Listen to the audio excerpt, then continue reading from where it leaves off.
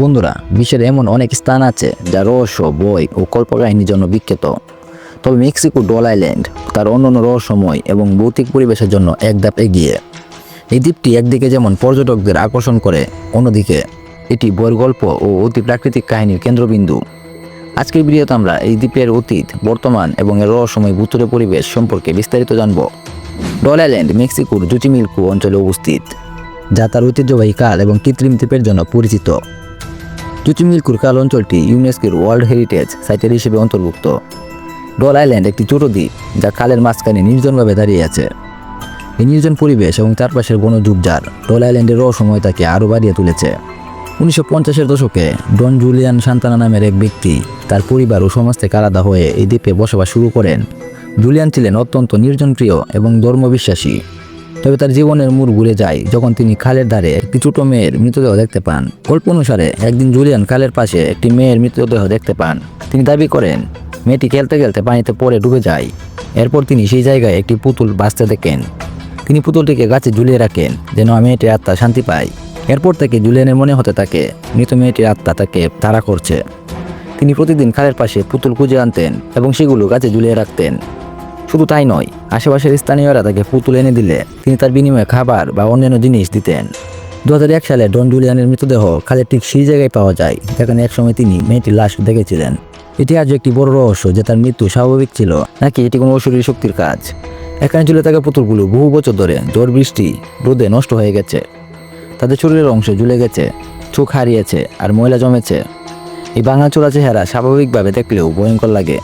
পর্যটকরা এবং স্থানীয়রা প্রায় দাবি করেন তারা পুতুলগুলোর চোখ নড়তে দেখেছেন বা তাদের কানে ফিসফিসানি শুনেছেন। এমনকি অনেকে বলেছেন তারা পুতুলগুলোকে নিজে থেকে নড়াচড়া করার ঘটনাও দেখেছেন। ডল আইল্যান্ড চারপাশে কচুরিপানা ও বন ঝোপঝাড়ে ঘেরা। দিনের বেলাতে জায়গাটি এক ধরনের নির্জনতা প্রকাশ করে। রাতের অন্ধকারে এটি যেন এক ভয়ঙ্কর মঞ্চে পরিণত হয়। স্থানীয় মানুষের বিশ্বাস পুতুলগুলো শুধু জুলিয়ানের জন্যই নয়, বরং খালের পানিতে ডুবে মারা যাওয়া আত্মাদের জন্য এক ধরনের আশ্রয়স্থল। ডল আইল্যান্ড বর্তমানে মেক্সিকোর একটি প্রধান পর্যটন কেন্দ্র।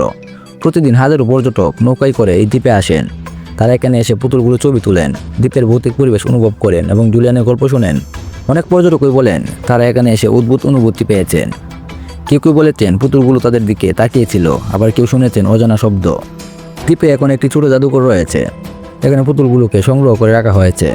এখানে জুলিয়ানের ব্যবহৃত অনেক জিনিসপত্র প্রদর্শন করা হয়। তবে বিজ্ঞানীদের গবেষণায় উঠে এসেছে অন্য কথা। গবেষকেরা বলেছেন পুতুলের চোখ নড়তে দেখা বা শব্দ শোনা অনেক সময় মানুষের কল্পনা বা আলো ছায়ার প্রভাব হতে পারে। এত রহস্যময় পরিবেশ এবং গল্প শোনার পর মানুষের মনে ভয়ের জন্ম হয়, যা তাদের অস্বাভাবিক জিনিস দেখার প্রবণতা বাড়িয়ে দেয়।